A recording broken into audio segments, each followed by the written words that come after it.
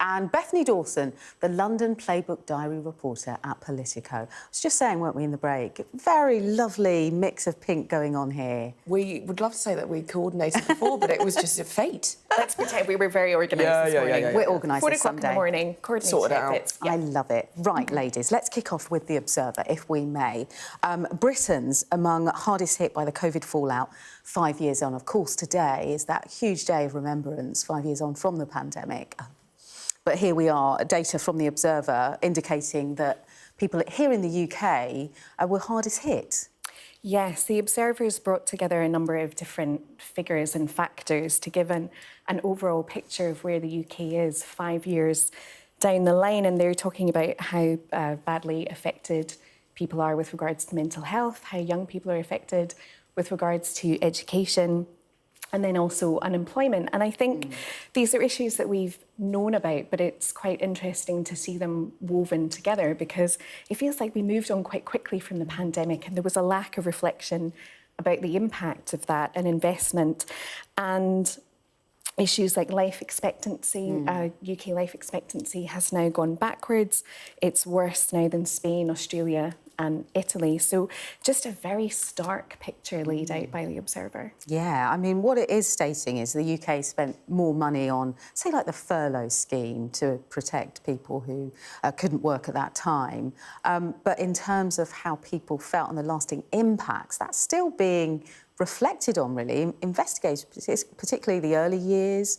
I gave birth during the pandemic. I remember having to drive myself to hospital in labour because we had a 4-year-old at home, and there's all sorts of restrictions that had lasting impacts, Bethany, on lots of people. And everyone has their own story to tell, don't they?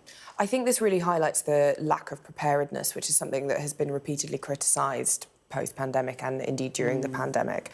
And it's things like that, like what happens to maternity services, happens to emergency health services, to education, that we did not have those kind of plans lined up. And we are now seeing the effects of that. And I think it also brings into light the state of public services pre-pandemic, and then they were struggling then, and then it was hit by this major sort of unknown virus and had to really struggle with that. And I think brings into perspective now the dire need to boost those public health services again, so that, God forbid, if there is ever such an event, we can cope better. And this isn't what we're reading 5 years post. And that it's an important thing that you said, Cateroni, about how we haven't really had a moment to reflect on it, because somewhere in the world, at every turn, something big has happened, whether it's the war in Ukraine, Gaza, you know, different administrations coming in and out. And so there's not been a space to reflect on what happened to all of us collectively, I think. And today, with that Remembrance Day, I suppose that is the time to do it later today. We'll be reflecting it in the show also. Let's move on to the Sunday Express. We've been covering this in our show too. A protester who was barefoot climbing on top of the Elizabeth Tower and staying there for 16.5 hours. It's an incredible standoff that ended just after midnight. The biggest question is, how on earth did this happen? It is so hard to get into Parliament, even when you have a pass, you know, making sure that you get in and you don't get questioned. And right now, especially, there is so much security.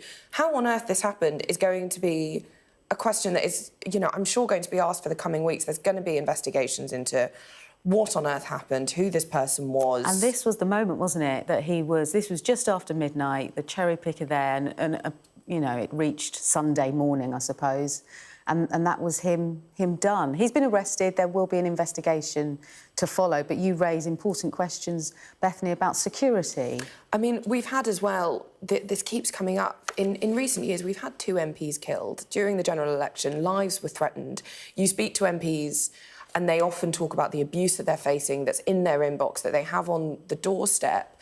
And whilst I'm not at all insinuating this person had any kind of those intentions, security is such a big issue. And to have a breach of that so starkly, and as you say, for such a long time, this was not dealt with quickly, is horrifically concerning. Caterina, take us through the Sunday Telegraph and the current infighting that's happening with Reform UK? The Sunday Telegraph has a piece written by Nigel Farage today, who is tackling the allegations of infighting. This obviously is two giant personalities. You have Rupert Lowe and you have Nigel Farage, the two giants of reform, and they are clashing head to head. And it is not going well for the party because there are now allegations of infighting. I'm saying allegations. There is quite clearly infighting in the party. They are worried about the knock-on effect of that because, of course, the rise of reform is one of the number one topics in UK political journalism. They have, they are light on policy. They are light on forward planning, particularly in Scotland for the election next year at Holyrood, and yet they're scooping up support everywhere they go. But there's concerns that they're going to lose funding because of this fighting, that voters don't like the idea of infighting. And Nigel Farage is trying to reframe this and saying, actually, there were allegations against Rupert Lowe made by two women. We've acted quickly. We've been responsible. But whether he can reframe that narrative remains to be seen, because Rupert Lowe is not going away quietly. Bethany, your take? Well, exactly. He's not going away quietly, and he's already responded on Twitter describing Farage's comments in the Telegraph as entirely false and poisonous. He also said, really interestingly, in the kind of replies to his tweet, that he can't get Farage on the phone. They're having this fight. It's not even infighting, it is, but it's very public infighting. Normally it happens behind closed doors. And someone said, look, can you guys just chat about this? We don't really need to see this. And he responded saying, look, I'm trying, insinuating that Farage isn't picking up the phone, isn't talking to him.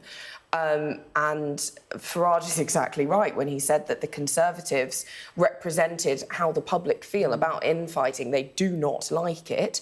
This is going to hurt them badly. But it doesn't seem like sort of within their ecosystem it's getting any better. Yeah, what's interesting, Reform UK were all about being the alternative, but what it's suggesting at the moment is that actually they're just like everyone else in politics. So we'll see where that goes. Catalonia, Bethany, thank you so much. We'll see you in the next hour.